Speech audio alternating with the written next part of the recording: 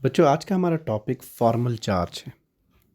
ये एक theoretical question से ज़्यादा एक टेक्निकल क्वेश्चन है, जिसमें हमें एक पर्टिकुलर मॉलिक्यूल या मॉलिक्यूलर आयन के हर एटम का चार्ज मालूम करना होगा।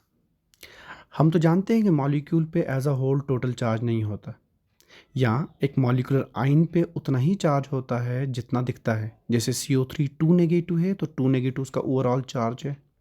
NH4 1 पॉजिटिव है तो 1 पॉजिटिव ओवरऑल चार्ज है।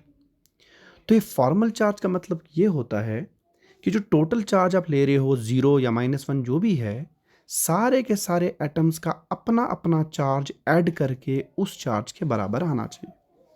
अब ये फॉर्मल चार्ज निकलेगा कैसे? फॉर्मल चार्ज तभी निकलेगा जब हमें ये पता होगा कि इस एटम के खुद के वैलेंस इलेक्ट्रॉन्स कितने थे और स्ट्रक्चर में उसके पास कितने इलेक्ट्रॉन्स दिख रहे हैं जो उसको बिलोंग करते हैं। दोनों का डिफरेंस निकालेंगे। अगर इलेक्ट्रॉन्स बराबर निकलेंगे तो वो ज़ीरो होगा। अगर इलेक्ट्रॉन्स कम हो जाएंगे उस एटम के तो पॉजिटिव होगा, और अगर इलेक्ट्रॉन ज़्यादा निकलेंगे तो नेगेटिव होगा। तो formal charge is just the difference between the number of valence electrons and the number of electrons that has been assigned in an atom through our living structure. अब इसको निकालने का एक फार्मूला है, बहुत सिंपल सा फार्मूला है बच्चों। वो फार्मूला है, जिस एटम पर आपका फोकस है उसके वैलेंस इलेक्ट्रॉन्स पहले देख लो, उसमें से उसके इर्द गिर्द कितने इलेक्ट्रॉन्स लोन पेयर के हैं, क्योंकि वो तो उसको ही बिलोंग करते हैं, वो माइनस कर दो।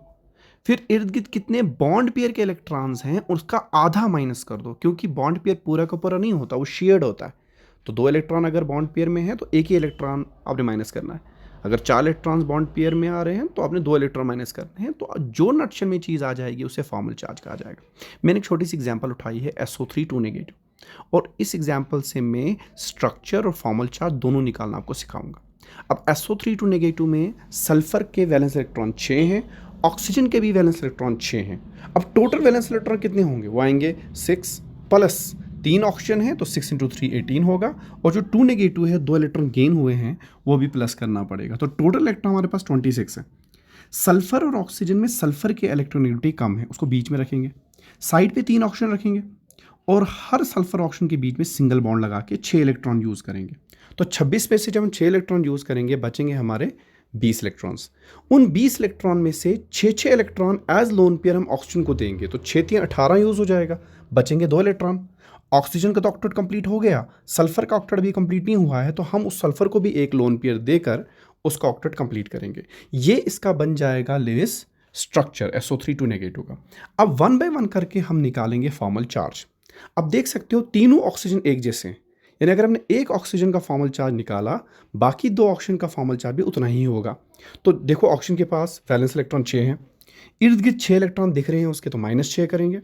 और बॉन्ड एक ही दिख रहा है, तो बॉन्ड में 2 इलेक्ट्रॉन होते हैं, 2 का आधा 1 होता है, तो 6 - 6 -1/2 × 2, तो हमारे पास रह जाएगा 0 - 1 = -1। तो हर ऑक्सीजन पे चार्ज -1 है। अब आप सोच रहे होंगे, जब 3 जगह पर -1 आ गया तो ये तो 3 नेगेटिव हो गया और हमारा स्ट्रक्चर 2 नेगेटिव है, लेकिन अभी हमारे पास सल्फर है, हमें सल्फर का चार्ज निकालना है। सल्फर को देखो तो सल्फर के वैलेंस इलेक्ट्रॉन भी 6 हैं, इर्द गिर्द लोन पेयर के 2 ही इलेक्ट्रॉन, तो 6 - 2 करना पड़ेगा। और फिर आप बॉन्ड पेयर के इलेक्ट्रॉन गिनोगे तो 2 + 2 + 2 6 इलेक्ट्रॉन्स हैं, और 6 का आधा 3 होता है, तो 6 - 2 - 3 + 1 होगा। और जब तुम ओवरऑल चार्ज देखोगे, -1 + 1 कैंसिल होके -1 - 1 -2 रह जाएगा, जो कि SO3 2 नेगेटिव का सही चार्ज है। मुझे इससे हमें फ़ायदा क्या होता है? इससे ये फ़ायदा होता है कि अगर हमने मल्टीपल कोई स्ट्रक्चर्स बना दिए हैं तो हम उसी स्ट्रक्चर को सिलेक्ट करेंगे जिसमें फॉर्मल चार्ज सबसे कम है। सबसे कम फॉर्मल चार्ज वाले एटम्स जो होंगे उससे बनने वाला स्ट्रक्चर हमारा स्टेबल स्ट्रक्चर होगा। क्योंकि बहुत से बच्चे सोचेंगे कि 0 लाने के लिए -1 + 1 भी चलेगा, -3 + 3 भी चलेगा, लेकिन -1 + 1 वाला स्ट्रक्चर स्टेबल होगा, -3 + 3 वाला स्ट्रक्चर उतना स्टेबल नहीं होगा। आपको मैं 3 एग्जांपल्स होमवर्क के लिए दे रहा हूँ। ओजोन O3, आपने O3 का स्ट्रक्चर बना के हर ऑक्सीजन पे फॉर्मल चार्ज निकालना है। HClO4 का स्ट्रक्चर बनाकर हर एटम पर फॉर्मल चार्ज निकालना है। और फिर H2SO4 सल्फ्यूरिक एसिड, उसका भी आपने फॉर्मल चार्ज मालूम करना है। ये आप अपने लेवल पे रखेंगे ताकि जब मैं असेसमेंट शीट में देखूँ तो क्या आपने इसका होमवर्क किया था नहीं किया था, वो जज हो जाएगा। Thank you very much.